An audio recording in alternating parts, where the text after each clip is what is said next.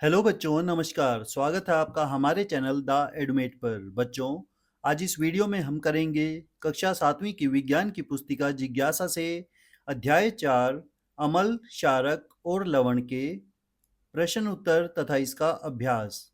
तो चलिए शुरू करते हैं।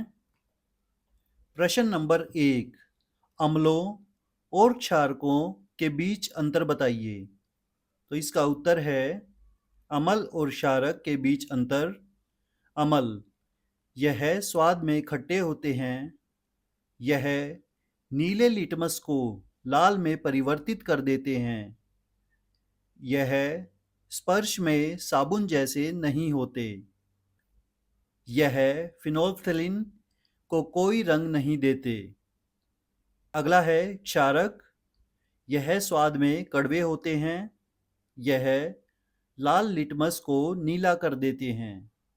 यह स्पर्श में साबुन जैसे चिकने होते हैं तथा यह फिनोल्फ्थलीन के साथ गुलाबी रंग देते हैं।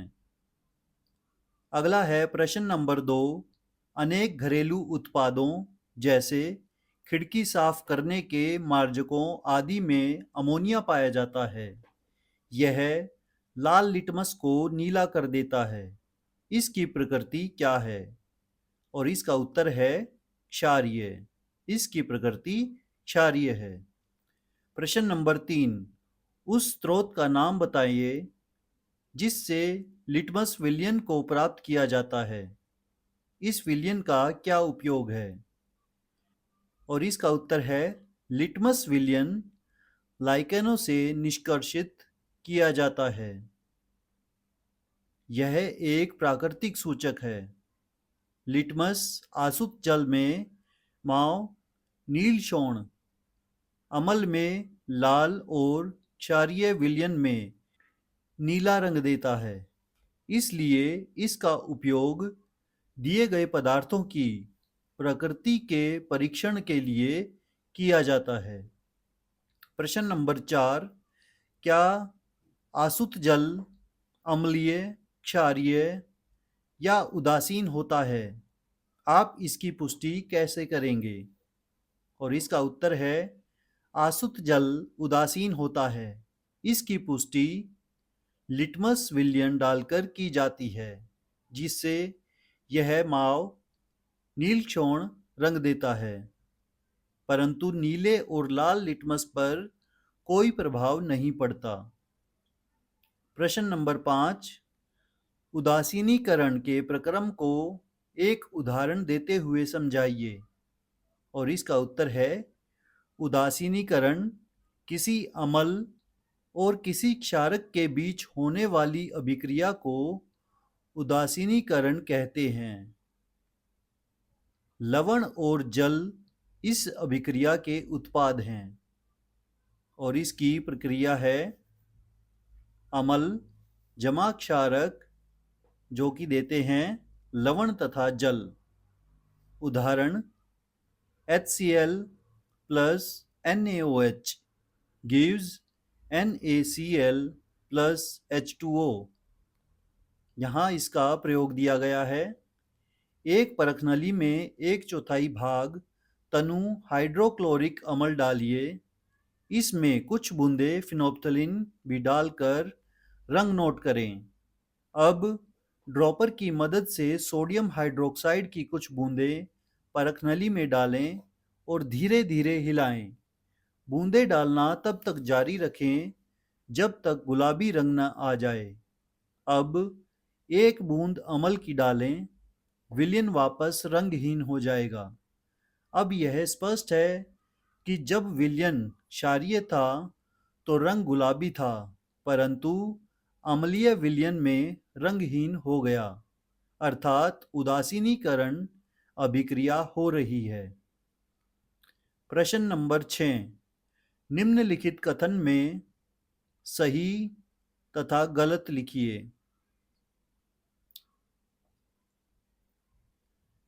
कै भाग नाइट्रिक अम्ल लाल लिटमस को नीला कर देता है, जो कि गलत है।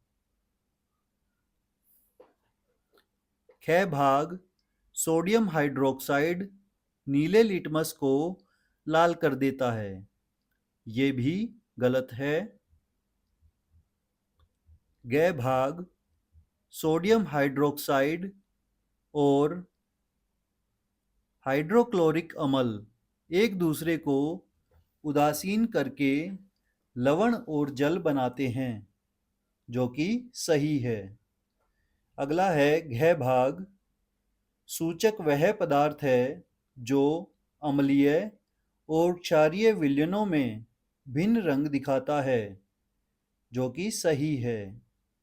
च भाग दंत क्षय क्षार की उपस्थिति के कारण होता है, और ये गलत है। अगला है प्रश्न नंबर 7। दोरजी के रेस्टोरेंट में शीतल पेय की कुछ बोतलें हैं, लेकिन दुर्भाग्य से वे चिह्नित नहीं हैं। उसे ग्राहकों की मांग के अनुसार पेय परोसने हैं।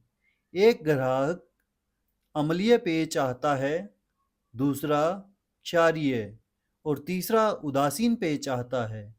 दोरजी यह कैसे तय करेगा कि कौन सी बोतल किस ग्राहक को देनी है?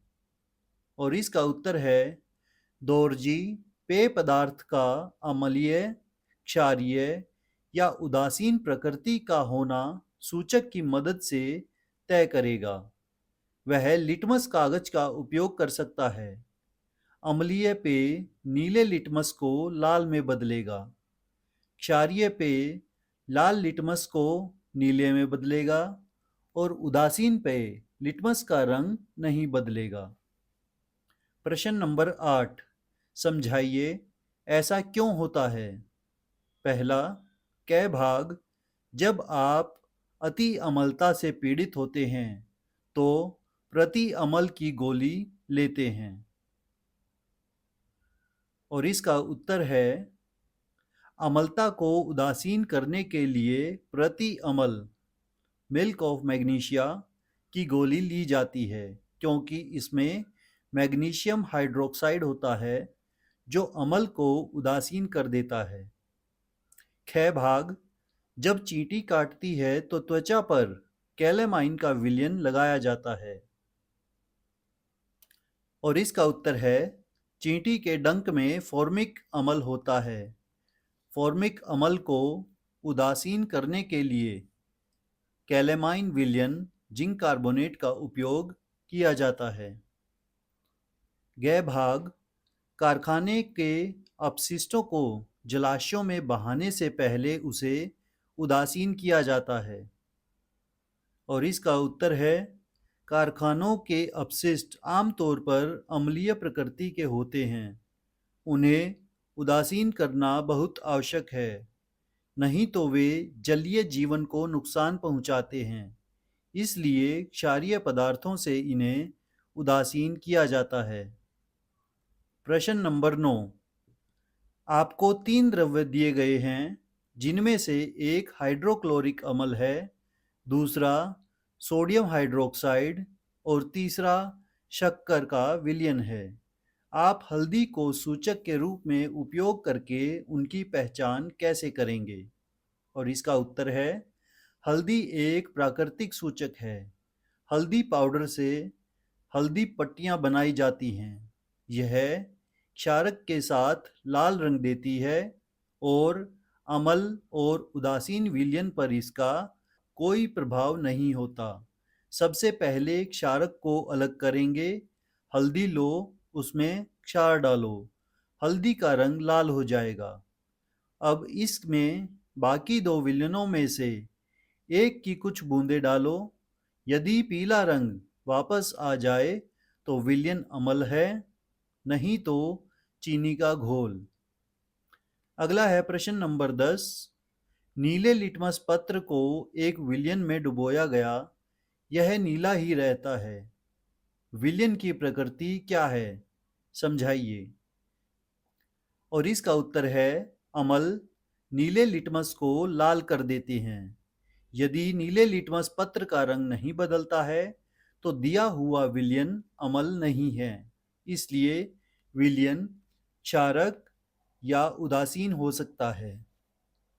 प्रश्न नंबर 11, निम्नलिखित वक्तव्यों को ध्यान से पढ़ें। कै भाग अमल और क्षारक दोनों सभी सूचकों के रंगों को परिवर्तित कर देते हैं।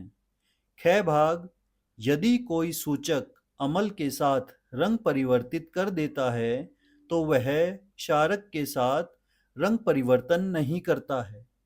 ग भाग यदि कोई सूचक क्षारक के साथ रंग परिवर्तित करता है तो वह अमल के साथ रंग परिवर्तन नहीं करता। और घ भाग अमल और क्षारक में रंग परिवर्तन सूचक के प्रकार पर निर्भर करता है। तो इन ऊपर लिखे वक्तव्यों में से कौन से वक्तव्य सही हैं? सभी चार, क और घ, ख और ग या सिर्फ घ? और इसका सही उत्तर है सिर्फ घ। अमल और क्षारक में रंग परिवर्तन सूचक के प्रकार पर निर्भर करता है। तो बच्चों, ये थे अध्याय 4 अमल, क्षारक और लवण से प्रश्न उत्तर तथा इसका अभ्यास। इस वीडियो को लाइक तथा शेयर करें और हमारे चैनल को सब्सक्राइब करें। धन्यवाद।